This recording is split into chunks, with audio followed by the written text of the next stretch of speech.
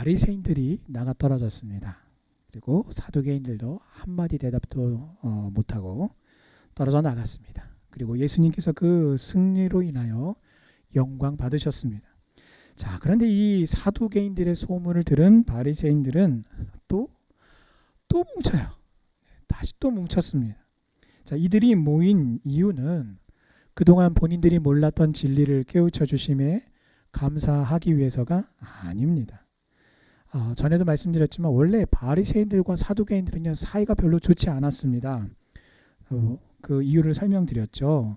부활에 관해서도 서로가 완전히 다른 세계관을 가지고 있었고, 그것을 인정할 수가, 서로가 서로를 인정할 수가 없었던 관계이죠. 자, 그런데 자기가 싫어하던 이 사두개인들이 예수님에 의해서 케요패를 당했습니다. 자, 그럼에도 불구하고 바리새인들 웬만하면 아유 잘됐다, 아유 그래도 예수님이 뭔가 하나는 잘 해주셨네. 어떤 걸 잘 해주셨어요? 평소에 마음에 안 들던 사람들의 코를 그냥 확 눌러버리셨단 말이에요. 그러면 바리새인들이 적어도 다른 건 몰라도 그거에 한해서는 아유 예수님 잘하셨네 이럴 법한데, 지금 전혀 그렇지 않습니다. 평상시 자신들이 인정하지 않고 미워하던 사람들이 예수님께 완전히 한마디도 못했단 말이에요. 근데 이 소문을 듣고 바리새인들이 어떻게 하면 기분이 매우 나빴어요. 그러니까 이 바리새인들에게 있어서는 그렇게 철천지 원수처럼 부활을 인정하냐 인정하지 못하느냐를 두고서 철저하게 대립하고 관계가 안 좋았던 사두개인들보다 누가 더 미운 거예요 지금? 예수님이 훨씬 더 미운 거예요. 자, 그래서 바리새인들의 그 마음 속에는요, 예수님을 향한 시기와 또 악의가 그들 마음속에 그만큼 가득했다라는 반증이기도 합니다. 자, 그래서 예수님은요, 오늘 이 22장 다음 장인 23장에 가서 그 바리새인들을 향해서 이렇게 말씀하십니다. 화 있을진저 외식하는 서기관들과 바리새인들이여, 너희는 천국 문을 사람들 앞에서 닫고 너희도 들어가지 않고 들어가려 하는 자도 들어가지 못하게 하는도다. 화 있을진저 외식하는 서기관들과 바리새인들이여, 너희는 교인 한 사람을 얻기 위하여 바다와 육지를 두루 다니다가 생기면 너희보다 배나 더 지옥 자식이 되게 하는도다. 사실에 예수님께서 사실을 말씀하시고, 또한 그것은 어떻게 해요? 저주예요. 예수님을 대적함으로써 하나님을 대적하는 세력들은 이처럼 서로 뭉칠 때도 있었지만, 바리새인과 사두개인들이 뭉쳤죠. 서로 원수지간이면서도 예수님을 대적하기 위해서 그들이 뭉쳤단 말이에요. 이렇게 연합할 때도 있지만 또 어떻게 해요? 오늘 이 본문 말씀 34절 말씀처럼 단독으로 쉬지 않고 포기하지 않고 지겹지도 않은지 연합할 때도 있지만 단독으로 또 대적하기 위해서 다시 그들이 뭉쳤어요. 자, 이처럼 연합으로 달려들 때도 있지만 단독으로 또 쉬지 않고 좀 숨 좀 돌립시다, 이게 안 될 때도 있단 말이에요. 이것을 잊지 말아야 합니다. 왜 그렇습니까? 이러한 대적들의 공격이 끊이지 않음으로 인해서 그 끊이지 않을 때 우리에게 어떤 게 찾아오기 쉽냐면 낙심하기가 쉬워요. 아유 해도 너무하네, 해도 정도껏 해야지, 아주 숨 좀 돌립시다 라고 할 만한 그런 상황, 그런 고난이, 그런 어려움이, 그런 시험이, 여러분 그런 우리의 마음을 뒤흔드는 일들이 연이어서 계속해서 연거푸어 오면 우리가 참 그 평상시 같았으면 뭐 그럴 수 있지, 뭐 이 정도까지야, 이까지 것이야, 얼마든지 넘길 수 있는 일임에도 불구하고 가랑비에 옷 젖듯이 우리의 마음이 왜 이러지? 이렇게까지 하나? 이렇게까지 어렵나?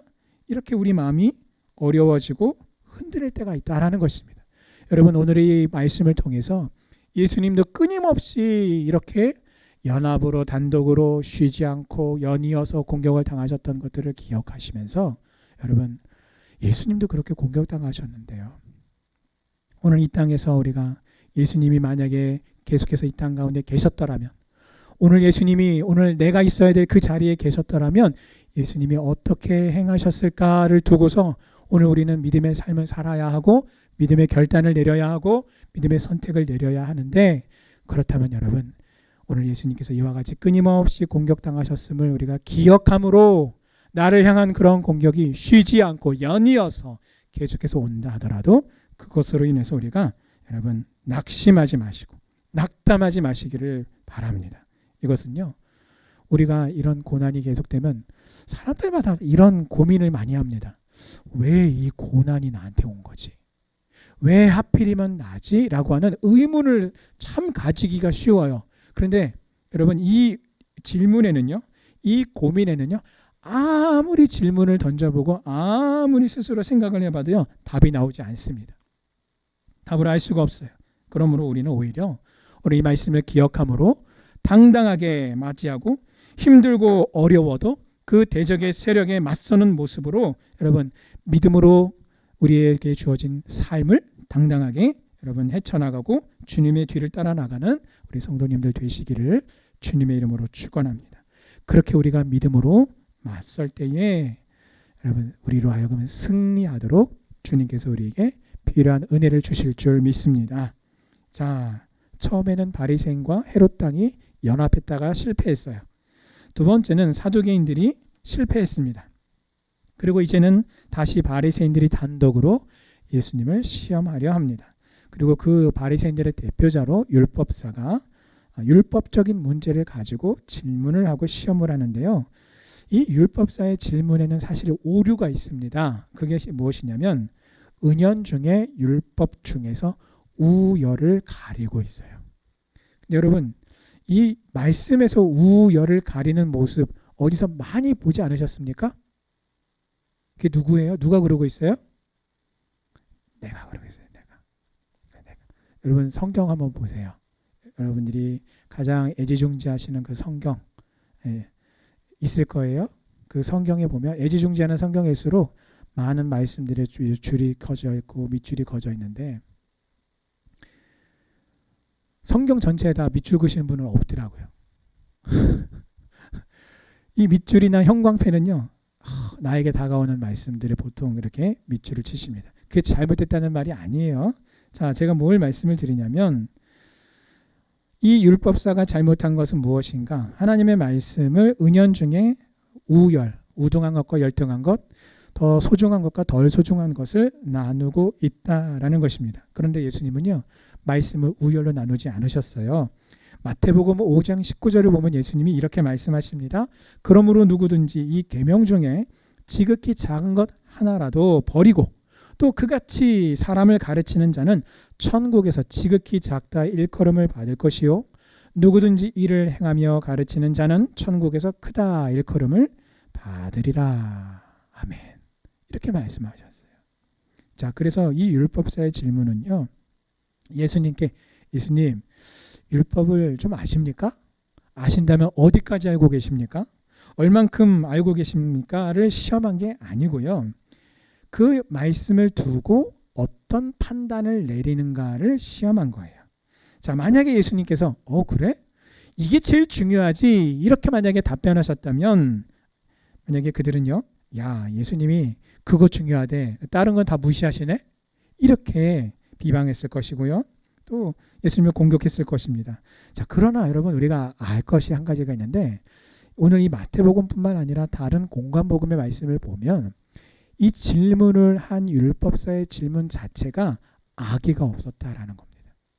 그래서 예수님께서는 그 악의가 없는 그 이 율법사의 질문에 어떻게 해요? 성실하게 잘 답변을 해 주십니다.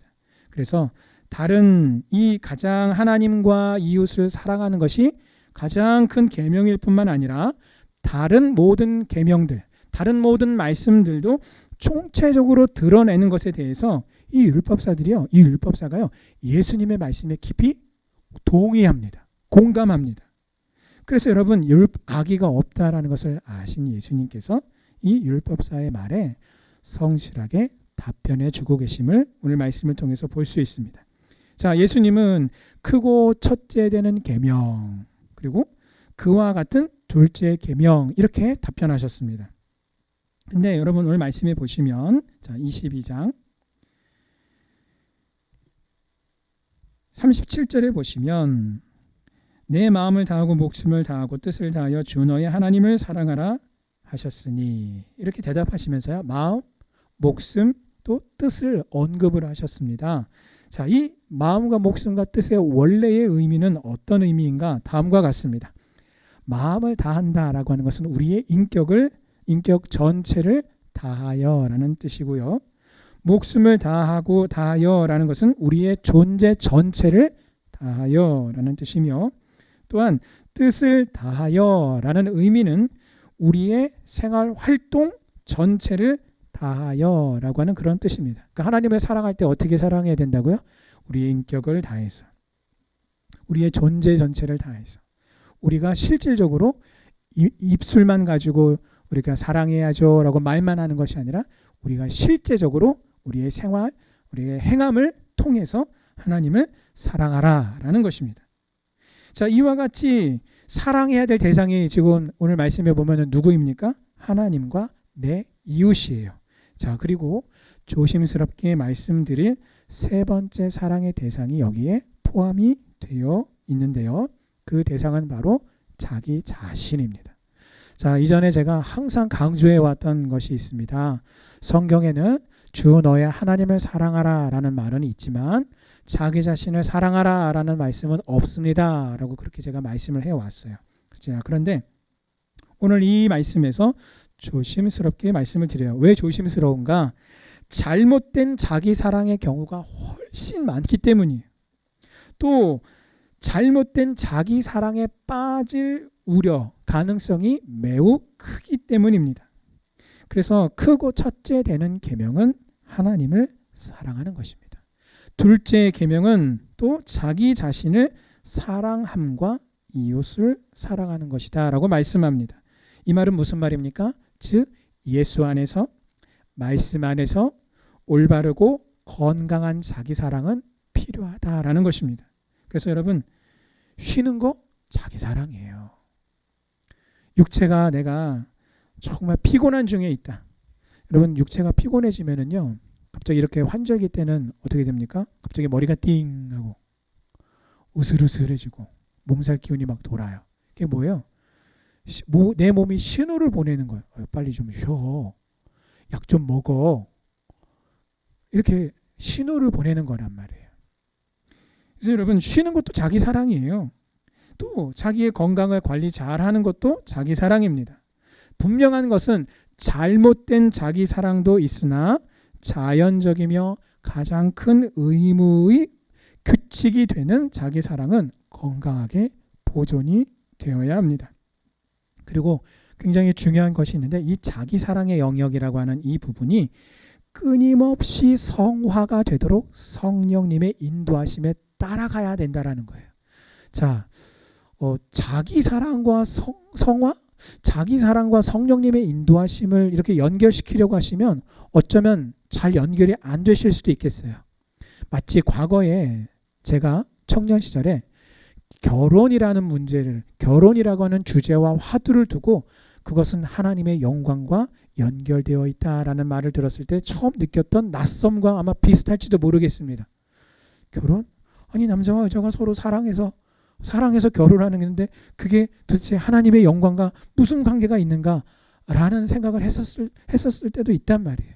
여러분, 자기를 사랑하는 것, 성경적으로 올바르고 건전하게 자기를 사랑하는 것은요, 철저하게 성화의 영역 안에 있는 것입니다. 그래서 그건 좀 뒤에서 다시 부연 설명을 드리겠습니다. 이처럼 건강한 자기 사랑은 무엇이 되느냐? 바로 건강한 이웃 사랑의 출발점이 되는 거예요. 다시 말씀을 드릴게요. 건강한 자기 사랑이 없으면 이웃을 사랑할 수가 없어요. 출발선을 못 끊기 때문에 이웃 사랑을 할 수가 없단 말이에요. 자, 그래서 보통 자기 자존감이 매우 낮은 사람들이 있는데 이 낮은 자존감을 가진 사람들의 특징 중에 하나가 뭐냐면 상대방을 깎아내리고 공격한다라는 것입니다. 왜 그렇게 하는가? 그 심리를 들여다보면 상대방이 늘 자기보다 더 대단해 보이고 괜찮아 보이는데 자기 자신은 늘 그렇지 못하다라고 자존감이 매우 낮기 때문에 어떻게 하냐면 상대방의 가치를 자기 수준이나 혹은 자기 밑으로 자꾸 끌어내리려고 생각하고 말하고 행동하기 때문에 그것을 어떻게 해요? 계속 자기의 그러한 상대방을 비하시키고 공격하는 것으로서 자기 자신을 합리화시켜 나간다라는 것입니다. 그래서 낮은 자존감을 가진 사람들은 매우 공격성이 강한데 그것은 바로 그 안에 있는 자신의 열등감에서 비롯된다는 것입니다. 그리고 또한 낮은 자존감과 깊이 연관성이 있는 것이 있는데 그것은 바로 애정결핍이에요. 애정결핍. 이 애정결핍은 어린 시절 부모님이나 혹은 다른 인간관계의 상호작용 속에서 친밀한 관계를 형성하지 못함으로써 초래된 불안정한 정서 상태를 가리킵니다. 자, 그런데 상대방이 나를 사랑한다라는 믿음이 내게 있으면 굳이 그 애정을 확인할 필요가 없게 됩니다. 다시 말씀을 드려요. 상대방이 나를 사랑한다라고 하는 확신이 있으면 그러면 언제 어떻게 이런 확신을 갖게 된 것일까요? 끊임없이 상대방으로부터 사랑을 받음으로써. 그래서 그것을 말로만이 아니라 행동으로도 나를 사랑하고 나를 사랑해 주는구나 라고 사랑받음을 통해서 건강한 자아가 확립이 되고 나 또한 건강한 사랑을 할 수 있게 된다라는 겁니다. 자, 그러므로 결국 사랑을 제대로 건강한 사랑을 받아본 적이 없는 사람은 나 자신을 건강하게 사랑하지 못할 뿐만 아니라 이웃을 사랑하지 못하게 된다라는 것입니다. 왜요? 사랑하는 법을 알지 못하기 때문입니다. 그러므로 여러분 오늘 이 계명을 주신 이 하나님의 이 말씀을 따라서 우리가 하나님을 뜨겁게 사랑하게 될 때에 우리는 다른 모든 계명대로 말씀대로 순종할 수 있는 것이에요.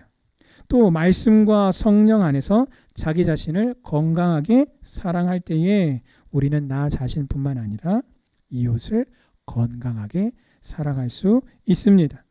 자존감이 낮거나 자존감이 잘못된 사람은 어떻게 해요? 그분들한테도 물어보면 그분 나름대로 사랑한다고 해요. 자기식대로의 사랑이 있어요. 그렇지만 그 결과가 무엇입니까? 그 사랑의 결과로서 자기 자신과 이웃에게 상처를 주거나 혹은 혐오감을 주게 되는 것입니다.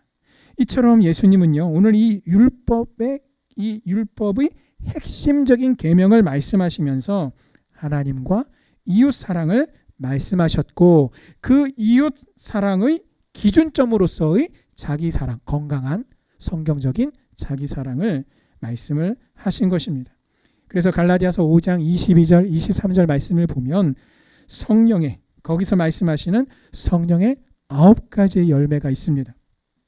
이 9가지의 열매를 보면 우리의 사랑의 대상이 하나님과 이웃과 나 자신임을 알 수가 있어요. 자, 사랑과 희락과 화평은 바로 하나님과 나 사이에 내가 성령 충만할 때 맺히는 열매입니다. 오래 참음과 자비와 양선은요, 내가 성령 충만할 때에 나와 이웃과의 관계 속에서 맺히는 열매예요. 그리고 마지막으로 충성과 온유와 절제는요, 내 성품 안에 맺히는 성령 충만의 결과, 성령의 충만의 열매라는 것입니다. 하나님의 말씀을 따라서 바르게 그리고 온전하게 그리고 열정적으로 하나님과 이웃을 사랑하시되 말씀과 성령 안에서 건강하게 자신을 사랑하는 법 또한 배우고 성령님의 그 인도하심에 적극적으로 따라가는 우리 성도님들 되시기를 주님의 이름으로 축원합니다. 아멘. 자, 흔히들 율법, 계명 그러면 살짝 거부감을 느끼시는 분들도 계실 수 있어요. 과거에 제가 그랬습니다. 자, 왜냐하면 이 율법, 계명이라는 이 단어 속에 강제성이 굉장히 잘 드러나 있기 때문입니다. 하지만 우리가 잊지 말아야 될 것이 있는데요.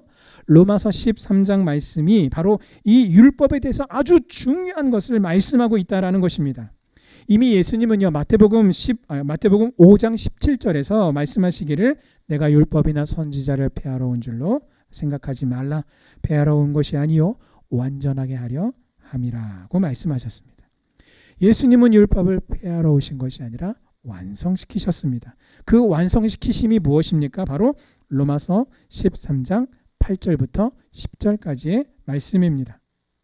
피차 사랑의 빛 외에는 아무에게도 아무 빚도 지지 말라.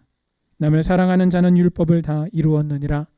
간음하지 말라, 살인하지 말라, 도둑질하지 말라, 탐내지 말라 한 것과 그 외에 다른 계명이 있을지라도 내 이웃을 내 자신과 같이 사랑하라 하신 그 말씀 가운데 다 들었느니라. 사랑은 이웃에게 악을 행하지 아니하나니 그러므로 사랑은 율법의 완성이니라. 아멘. 하나님 말씀에 대한 모든 순종은 곧 하나님을 사랑함에서 비롯되는 것입니다. 사랑이란 이처럼 우리의 진실로 우리의 마음을 쏟아붓는 것이에요. 하나님께 쏟아붓는 것이에요. 그래서 여러분 우리가 계명, 말씀, 하나님의 그 말씀으로만 우리가 대하면 이 말씀을 내가 어떻게 이 말씀대로 살아? 그래서 여러분 그 전도하다 보면은요 어떤 분들은 이렇게 표현하시더라고요. 성경을 많이 읽어보셨대요. 근데도 교회는 안 나가고 예수님은 안 믿어진대요. 왜 그러시냐 그랬더니 성경 말씀이 다 자기한테 족쇄가 된대요. 이거 이렇게 살아라, 이렇게 해라, 이렇게 하지 말아라. 여러분 그렇게 해라, 하지 말라라는 것을 그렇게만 당위성 혹은 계명, 어떤 강제성만 놓고 보면은요 숨막혀서 살 수 있을까요? 그런데 놀라운 것은요 우리가 하나님을 사랑하여서 우리의 마음을 하나님께 쏟아 부을 때에 그렇게 어렵게 보이는 말씀, 그렇게 순종하고 실천하기가 힘들어 보이는 그 모든 말씀들이 그 말씀에 대한 실천도 어떻게 해요? 내가 하나님을 사랑할 때에 또 그 사랑의 마음을 하나님이 나에게 성령 충만을 통해서 더 충만케 부어주실 때에 그 계명의 멍에는 여러분 매우 가볍고 쉬워집니다. 예수님께서 말씀하셨잖아요. 사랑을 통해서 우리의 영혼은요 그 사랑 안에서 그 하나님과의 그 사랑의 관계 속에서 그 교제 속에서 우리의 영혼이 만족을 누리고 안식을 또 누리며 만족을 얻게 될 것입니다. 그래서 예수님께서 제시하시고 보여주시는 그 말씀의 길로 우리가 갈까 말까가 아니라 뚜벅 한 걸음 두 걸음 지속적으로 연이어서 계속해서 우리가 순종의 길로 행한다면 여러분 우리는 그 과정에서 참된 만족과 휴식과 또한 안식을 얻게 될 줄 믿습니다. 하나님을 사랑함으로 말씀 순종에 대한 힘도 은혜도 얻고 이웃을 사랑할 사랑도 얻으며 또 그 순종하는 그 과정 속에서 나에게 베푸시는 하나님의 참된 만족과 안식, 평안을 누리는 우리 성도님들 되시기를 주님의 이름으로 축원합니다. 아멘. 자, 마지막으로 예수님은요 바리새인들에게 역으로 질문을 하셨습니다. 그 질문하신 의도는 두 가지인데요. 첫 번째는 정말 그리스도가 누구이신지를 모르는 그들에게, 그 종교 지도자들에게, 바리새인들에게 그리스도를 전하고자 하심입니다. 그래서 그 질문을 가만히 생각을 해보려면요 그리스도가 누구이신가를 생각을 하지 않을 수가 없어요. 그래서 그리스도에 대해서 생각하지 않을 수 없는 질문을 하심으로써 그들에게 그리스도를 전하고자 하셨습니다. 자, 둘째는요 바리새인들의 교만함과 완고함을 꺾으시기 위함이었습니다. 그래서 여러분 오늘 이 질문 앞에 오늘 말씀에 보면요 한마디도 능히 대답하는 자가 없었고요 46절에 보니까 그날부터 감히 예수님께 허튼 질문하는 사람이 아무도 없었다라고 말합니다. 예수님께서 시험하여 넘어뜨리고자 하시면 여러분 그 앞에 제대로 서 있을 수 있는 인생과 영혼은 아무도 없습니다. 그런데도 오늘 예수님은 오늘 저와 여러분들의 모든 오만불손함과 교만함을 아시면서도 우리를 향해 오래 참으시기에 우리가 지금까지 우리가 살아오고 지내오고 지금 여기에 있는 거예요. 하나님의 은혜로 우리가 살아온 것입니다. 언제나 나를 인내하시고 참아주시는 그 하나님의 은혜와 사랑에 감사하며 나에게 말씀을 주실 때마다 나에게 말씀하실 때마다 순종하며 그 사랑의 길로 그 계명의 길로 여러분 계속해서 뚜벅뚜벅 우직하게 순종하며 지속적으로 전진하는 복된 성도님들 다 되시기를 주님의 이름으로 축원합니다. 아멘. 기도하시겠습니다.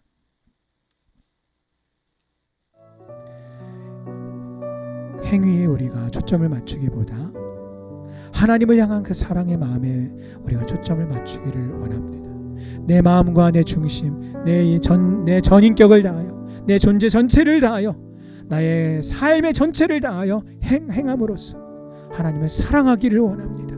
이 사랑을 고백하며 그 사랑의 힘까지도 나에게 달라고 우리 하나님의 은혜를 구하며 우리가 보여주신 그 믿음의 길, 계명의 길로 우리 계속 갈 수 있게 해달라고 같이 오늘 말씀 붙들고 함께 기도의 자리로 나가시겠습니다.